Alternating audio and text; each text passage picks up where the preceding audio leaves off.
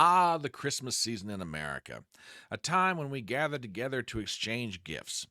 And it turns out everybody's getting gifts these days, including Joe Biden and Donald Trump.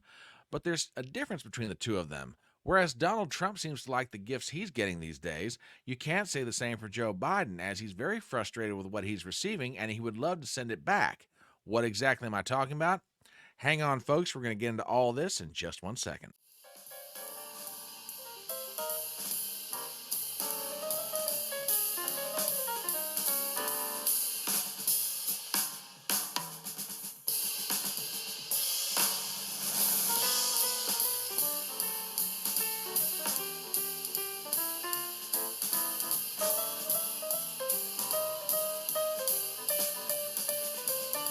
My name is Brian Trippett. I am your front porch conservative.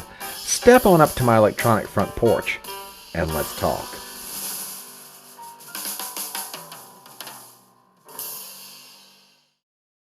As we, the American people, start to gather together with our families to eat a lot of food, exchange gifts, and hopefully celebrate the reason for the season, politicians, though they're doing much the same thing, are also keeping a very wary eye on the calendar, as we are now less than 30 days away from the Iowa caucuses, which really mark the beginning of the 2024 presidential election season. And as you might expect, even though we, the American people, aren't thinking about politics, politicians and more particularly pollsters are definitely keeping an eye on what's going on in the world. And it's in that vein that we start to think about the following. A whole series of polls have come out in the past 5 days that do not spell good news for the current incumbent president of the United States. I'd like to bring your attention to some polls that have come out, and they are now uploaded into realclearpolitics.com. We will begin, as is our wont, with an examination of those polls, and I think you're going to begin to understand why it is that Donald Trump seems to be very happy with how things are going, and Joe Biden is not so much. We'll start with the question of presidential approval.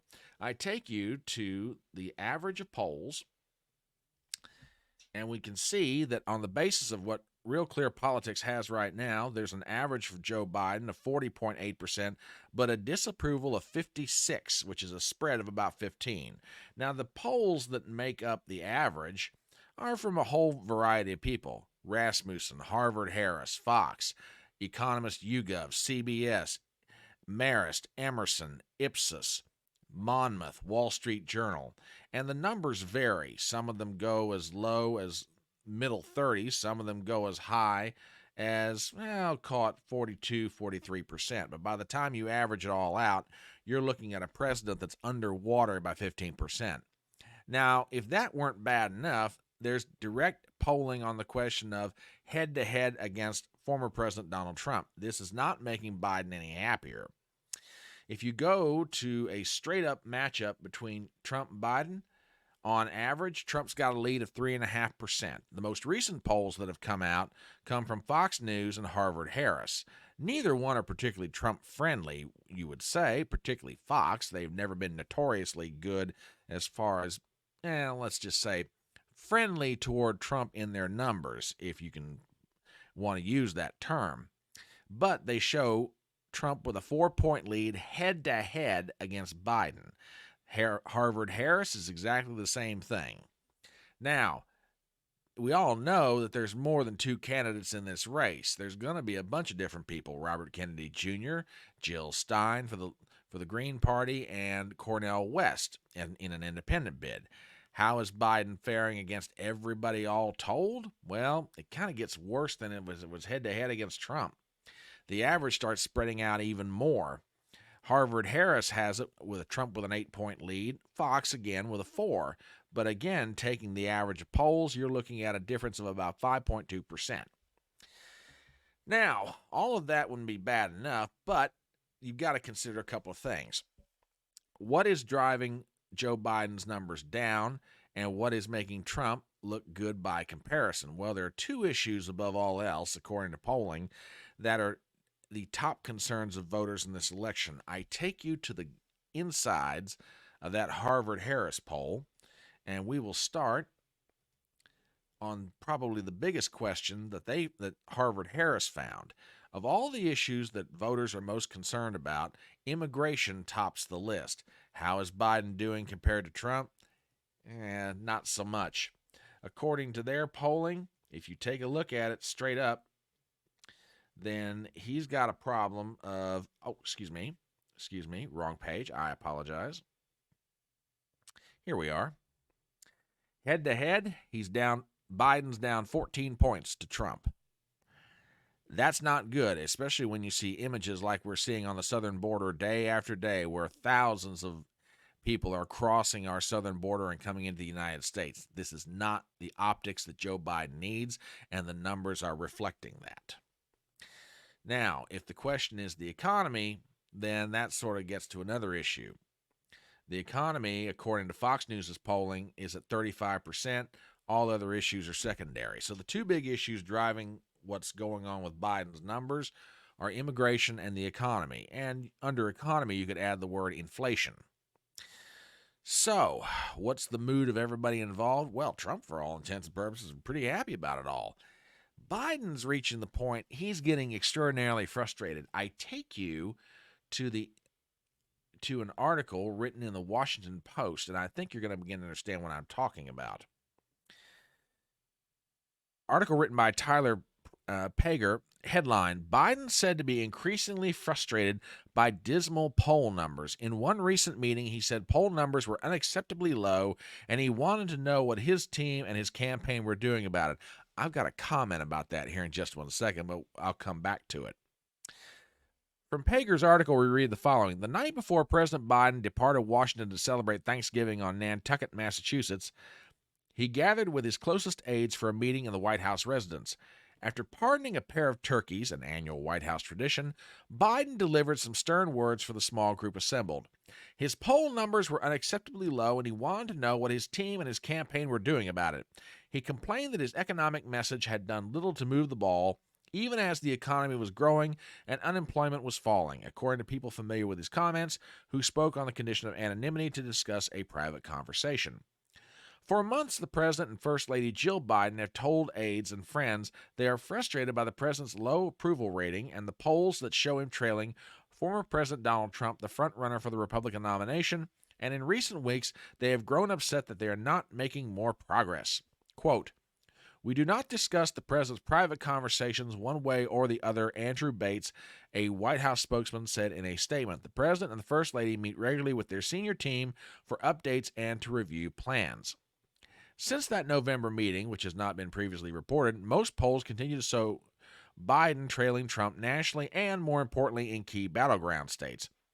The accumulation of troubling polls for Biden has made it harder for Democrats to dismiss them, leading to a fresh set of conversations among Biden officials and allies about whether the president and his team need a shift in strategy. And now Democrats in competitive races are growing increasingly worried about Biden damaging their own electoral prospects. And that's not the only place where you're finding a certain amount of angst among Democrats. I take you to the Wall Street Journal. This article is pretty telling. Headline, Biden's agenda hangs in the balance as tough election year approaches. Article by Annie Linsky, we read the following.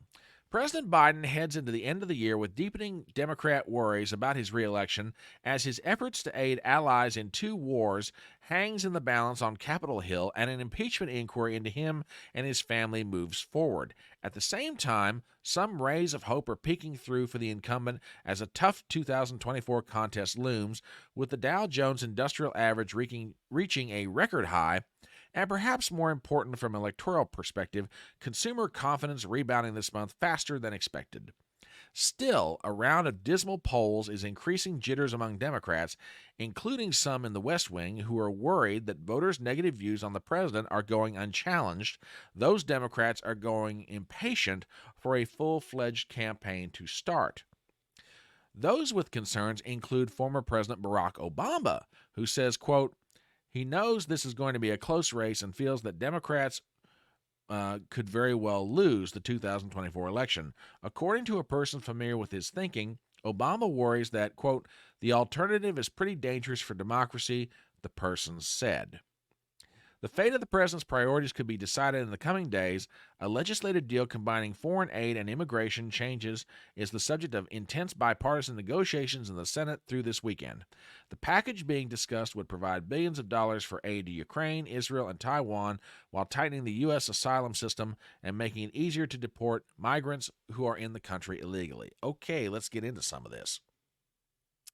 So Joe Biden is frustrated with how his poll numbers look, and he's lashing out at members of his staff, saying, "What are you going to do about it?" Well, Joe, I got a message for you. The last time I checked, you can't shine a turd.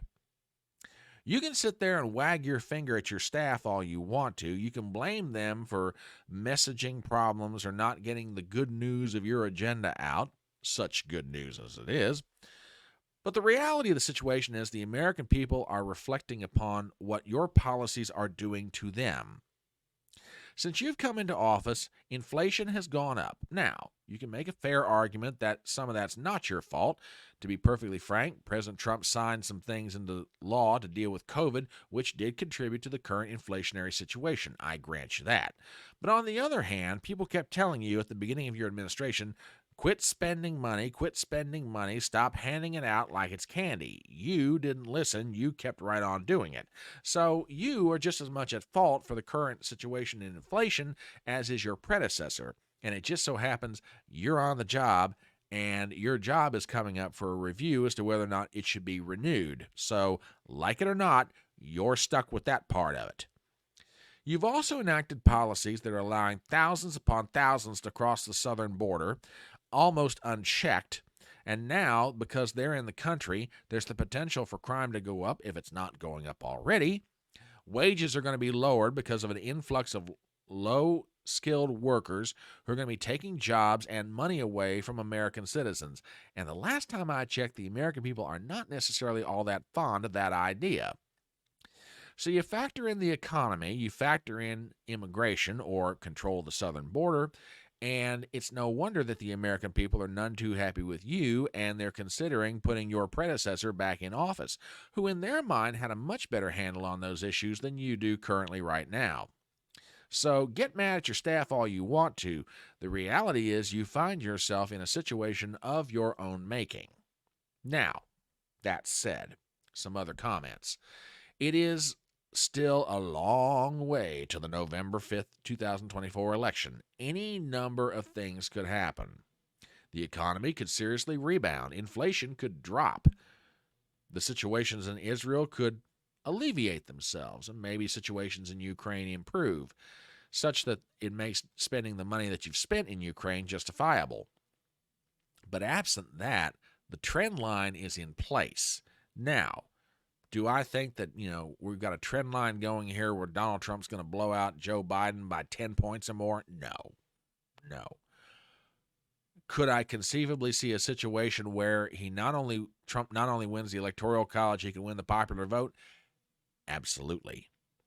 When you start getting into the guts of these polls and you start realizing that a lot of what's fueling Trump's rise right now is an increase in the African American vote, an increase in his Hispanic support, and more importantly, an increase in the youth vote, which is ages anywhere 18 to 29, then you start to wonder, man, are we really looking at a national popular vote for Trump, something that hasn't happened since 2004 when George Bush ran against John Kerry? Honestly, folks, it's conceivable. So, lots to look forward to in the upcoming year, and we'll keep an eye on everything for you as we are prone to do. So as you're enjoying time with your family and the sharing of gifts, and again, hopefully celebrating the reason for the season, we here on the Electronic Front Porch will be keeping an eye on all these polls and all these politicians and sharing with you what news we have. But that's what I happen to think about everything. What do you think? As we start to wrap up this video, please do me some favors as always. Number one, if you're not a subscriber to my channel, please do so. Number two, please leave a comment below. I'd love to know what you think about this information. Number three, please share the video around. Number four, hit the bell for notifications. I want to make sure you're always aware when new videos, new live streams are coming out. And finally, please give me a thumbs up. My name is Brian Trippett. I am your Front Porch Conservative, and I will see you next time.